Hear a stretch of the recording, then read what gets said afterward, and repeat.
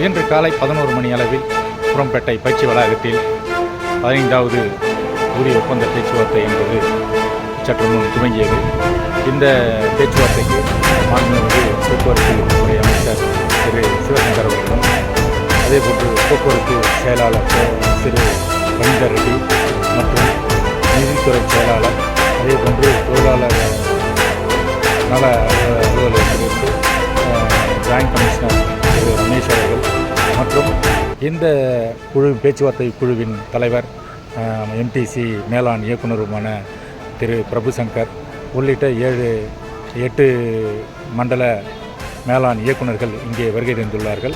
அதேபோன்று இதுவரை 87 தொழிற்சங்கங்களில் 85 தொழிற்சங்கங்கள் இதுவரை கலந்து கொண்டுள்ளனர்.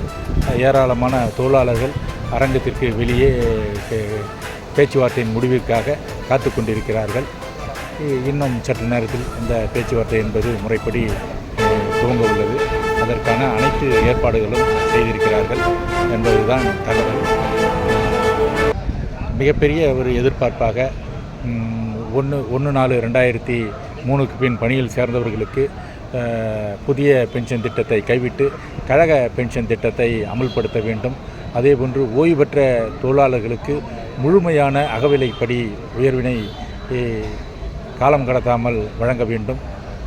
ஓய்வு பெற்ற தொழிலாளர்களுக்கு கடந்த 22 மாதங்களாக அரசு நிறுத்தி வைத்துள்ள அந்த அவர்களுடைய ஓய்வுகால பலன்களை உடனடியாக மாதம் ஓய்வு பெறும் நாளன்றே அவர்களுக்கான ஓய்வுகால பலன்களை வழங்க வேண்டும். அதேபோன்று போக்குவரத்து தொழிலாளர்களுக்கு கடந்த ஒப்பந்தம், அதற்கு கடந்த காலங்களில் பல ஒப்பந்தங்களில் அவர்களுக்கு அநீதி இழைக்கப்பட்டுள்ளது. மற்ற துறை, பொதுத்துறை மற்றும் அரசு துறை ஊழியர்களை விட போக்குவரத்து துறை ஊழியர்கள் குறைந்த சம்பளத்தையே பெற்று வருகிறார்கள். எனவே அந்த குறைந்த சம்பளத்தை பெற்று வருவதை இந்த பேச்சுவார்த்தை ஒப்பந்தத்தில் சரி செய்ய வேண்டும். அதாவது பே அனாமலியை சரி செய்ய வேண்டும். அவ்வாறு செய்தால்தான் வருகின்ற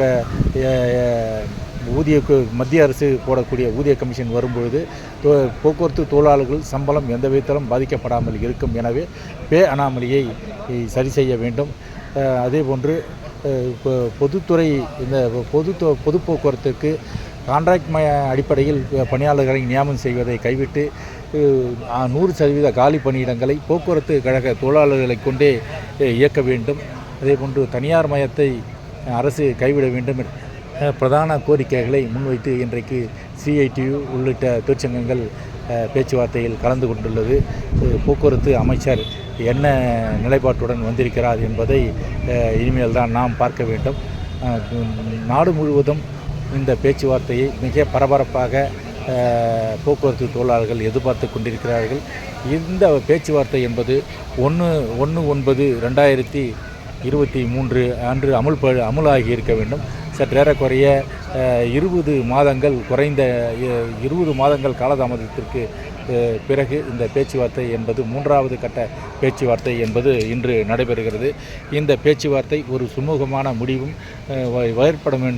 ஏற்பட வேண்டும் என்று தொழிற்சங்க தலைவர்களும் போக்குவரத்து தொழிலாளர்களும் பரபரப்பாக எதிர்பார்த்து கொண்டிருக்கிறார்கள் என்பதை இந்த நேரத்தில் நான் தெரிவித்துக் கொள்கிறேன். ஒருவேளை இந்த பேச்சுவார்த்தையில் சுமூக உடன்பாடு ஏற்படவில்லை, தொழிலாளர்களுக்கு எப்போதும் போல் துரோகம் இழைக்கப்படுமானால் மிகப்பெரிய ஒரு போராட்டத்தை நடத்துவதற்கு தொழிலாளர்கள் தயாராகி கொண்டிருக்கிறார்கள் என்பதையும் இந்த நேரத்தில் பதிவு செய்து, தொடர்ந்து உழைக்கும் கரங்கள் யூடியூப் சேனலை நீங்கள் பார்த்து வாருங்கள். உங்களுக்கான செய்திகளை உடனுக்குடன் தருகிறோம். நன்றி, வணக்கம்.